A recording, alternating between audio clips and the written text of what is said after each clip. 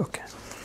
आजचा तिसरा भाग 25व्या ओळीपासून मागच्या वेळेपर्यंत झाला की तो वेगळे उदाहरणं देणं सुरुवात झालं होतं. जसं समुद्रात साचलेलं विष आहे पण तो बाहेर येऊ देत नाही, तसंच जे सहनशील आहे ते सहन करून घेतात. तर तुला मीच का बरं जड झालं, असं जी प्रार्थना सुरू होती. तर आज 25व्या ओळीत आहे, कुर्मे पृथ्वीचा घेतला भार, तेने सोडला नाही बडिवार, एवढा ब्रह्मांड गोळ थोर, त्याचा अंगीकार पै केला. शंकरे धरले हळहळा, तेणे नीळवर्ण झाला गळा, परित्यागिले नाही गोपाळा, भक्तवत्सला गोविंदा. माझ्या अपराधांच्या परी, वर्णिता शिणली वैखरी, दुष्ट पतित दुराचारी, अधमाहुनी अधम, विषय आसक्त, मंदमती, आळशी, कृपण, कुव्यसनी, मलिन मानसी, सदा सर्वकाळ सज्जनांसी, द्रोह करी सर्वदा.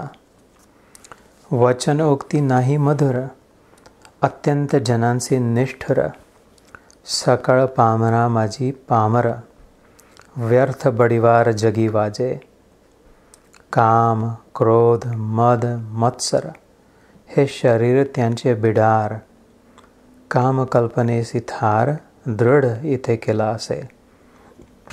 18 भार वनस्पतींची लेखणी, समुद्र भरला मशी करुणी, माझे अवगुण लिहिता धरणी, तरी लिहिले न जाती. ऐसा पतित मी तर खरा, परी तू पतित पावन शारंग धरा. तुवा अंगीकार केलिया गदाधरा, कोण दोष गुण गणिल. नीच रतली रायासी, तीसी कोण म्हणेल दासी. लोह लागता परिसासी, पूर्वस्थिती मग कैची. गावीचे होते लेंड बोहळ, गंगेसी मिळता गंगाजळ. कागविष्ठेचे झाले पिंपळ, तयासी निंदे कोण म्हणे. तैसा कुजाती मी अमंगळ, परी तुझा म्हणवितो केवळ. कन्या देवनिया कुळ, मग काय विचारावे. जाणत असता अपराधी नर, तरी का केला अंगीकार. अंगीकारावरी अवेर, समर्थे न केला पाहिजे. 36व्या ओळीपर्यंत मराठीत, हे जुन्या मराठीत असल्यामुळे आजच्या बोलभाषेत समजून घेऊ अर्थ. तर 25व्या ओळीत होता, कुर्मे पृथ्वीचा घेतला भार. कूर्म म्हणजे कासव, कूर्मावतार. पूर्ण पृथ्वीचा भार स्वतःच्या पाठीवर घेतला. आता समुद्र मंथनाच्या वेळी तेणे सोडला नाही बडिवार, तर मध्येच सोडून नाही दिलं, फेकून नाही दिलं. झाला आता माझी पाठ खाजवायची होती, आता बंद करा म्हणून अर्धवट सोडून दिलं समुद्रमंथन. त्याच्यानंतर पाठ खाजून तर झाली, पण मग तर किती सुरू होतं तरी एवढा भार सहन केला त्यांनी बिचाऱ्यांनी. ठेवून दिला, एवढा वजन आपल्या पाठीवर वाहून घेतला. एवढा ब्रह्मांड गोळ थोर, एवढा मोठा गोळा पृथ्वीचा पहाड, तो सुमेरू पर्वत, त्याचा अंगीकार पै केला. ते धरून ठेवलं, पण स्वतःच्या पाठीवर सोडून नाही दिलं. आणि तुला तोच तू, आणि मी एवढा चिल्लर माणूस तुझ्यासाठी जाडू कसं होऊन राहिलो म्हणून. हाऊ कॅन यू ड्रॉप मी.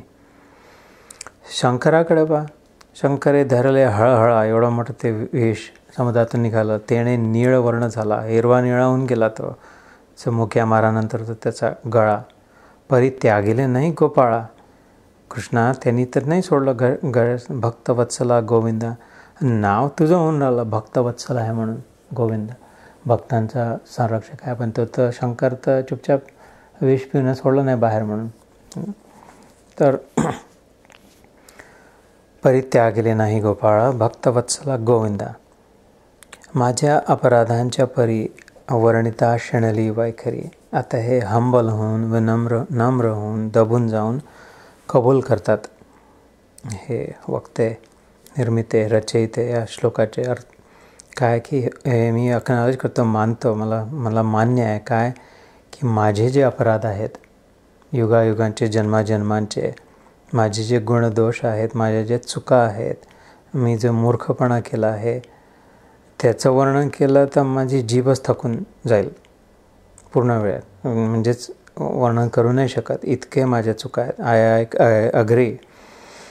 कसं आहे, थोडकं उदाहरण देतो की दुष्ट, पतित, जे लाईक फॉलन, लाईक इन्फेरियर, एकदम दुराचारी, वाईट आचरण असलेला फॉलन आहे, दुष्ट आहे मी.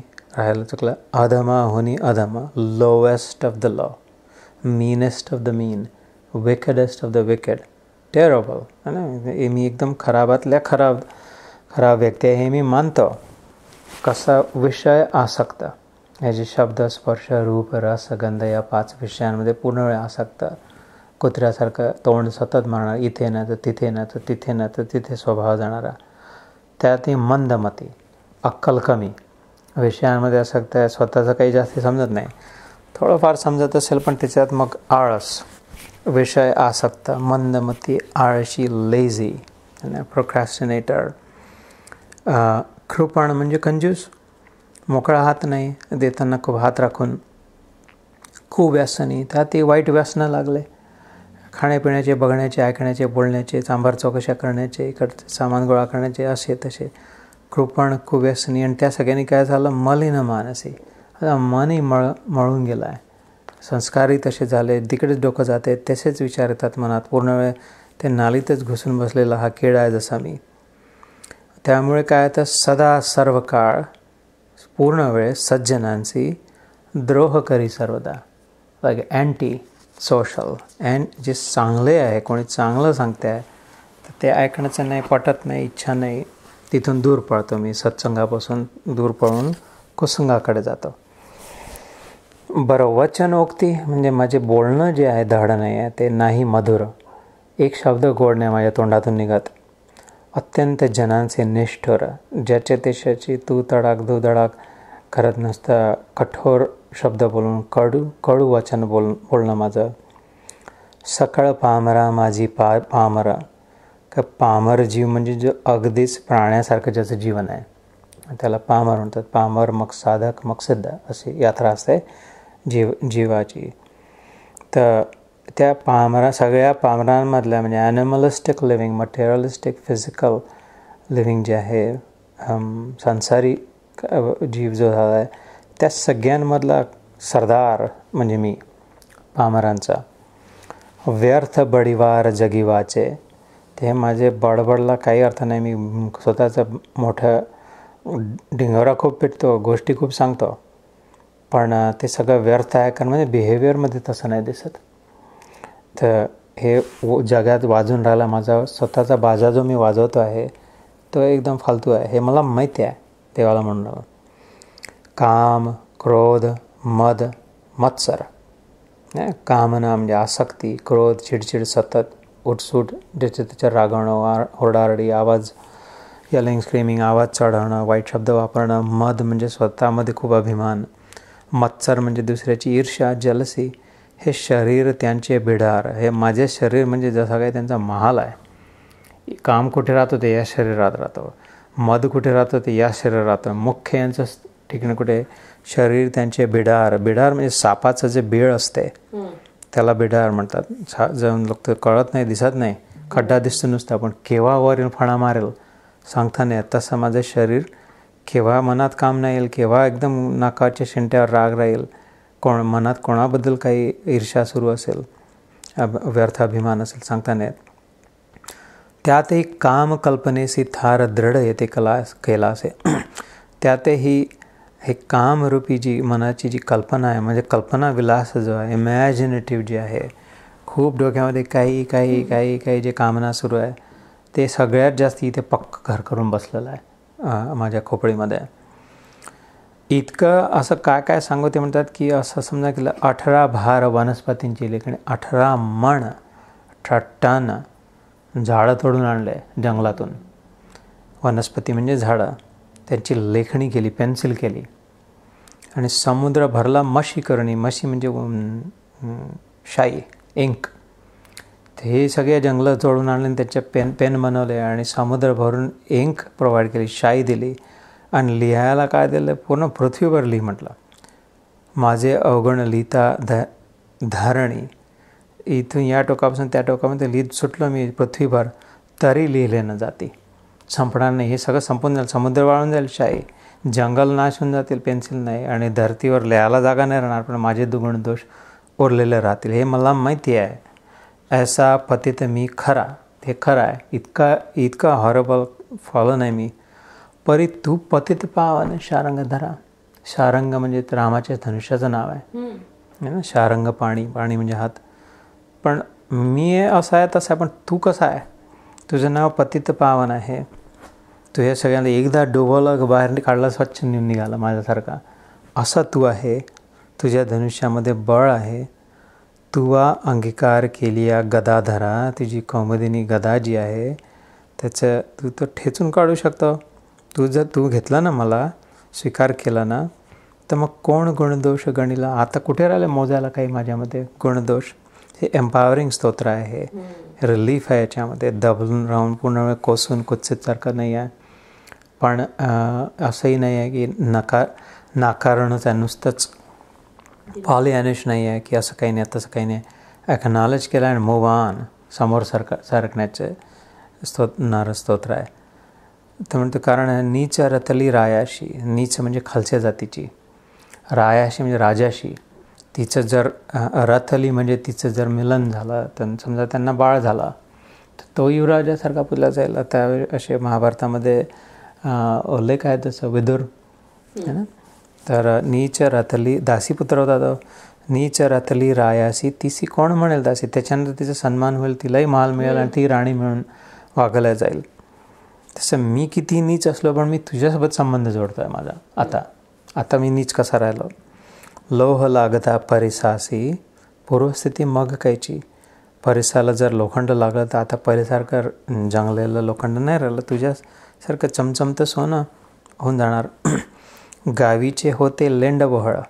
लेंडवहळ म्हणजे ज्यात लेंड्या टाकतात, म्हणजे नाली.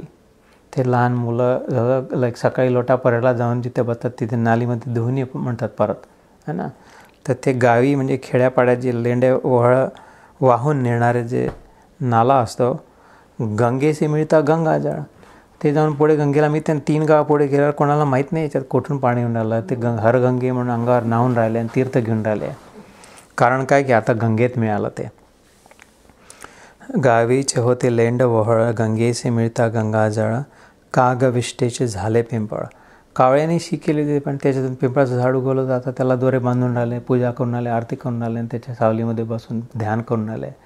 पण सुरुवातीला तर तिथे काय होतं आधी, है ना. त्याशी निंदे कोण म्हणे. आता निंदा कशी राहणार त्याची? कोण?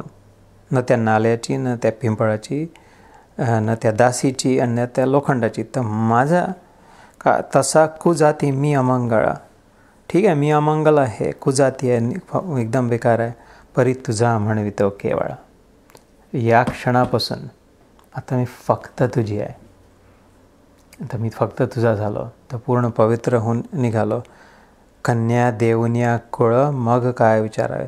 लग्न करून दिला वेळ्या, आणि आता म्हणतो अरे बाधवे तुम्ही क्षत्रिय आहे की ब्राह्मण आहे की वैश्य आहे की शूद्र आहे. पहिले विचारायचं असं ना, तू मला स्वीकारलं आहेस, आता काय विचारतं की किती पाप केले आणि किती खराब वागला आणि कसं झालं. खेळ खतम, लग्न झालं तर मी आय एम युअर्स, है ना. ते ज्या जातीचे सण त्या जातीचे सण. कन्या देवनिया कोळ, कोणते कोळ गोत्र काय, मग काय विचारावे. जाणत असता अपराधी नर. तू एवढा हुशार माणूस आहे, तुला माहीत होता की तू कोणाला स्वीकार करतो आहे, कोणाला घेतो आहे, कोण तुझ्याजवळ येतो आहे, की एवढा मी अपराधी माणूस आहे तुला माहीत होता. तरी का केला अंगीकार? तो चेक एक्सेप्टच का केला, डिपॉझिट का करू दिला, आणि आता बाउन्स नाही होऊ देणार.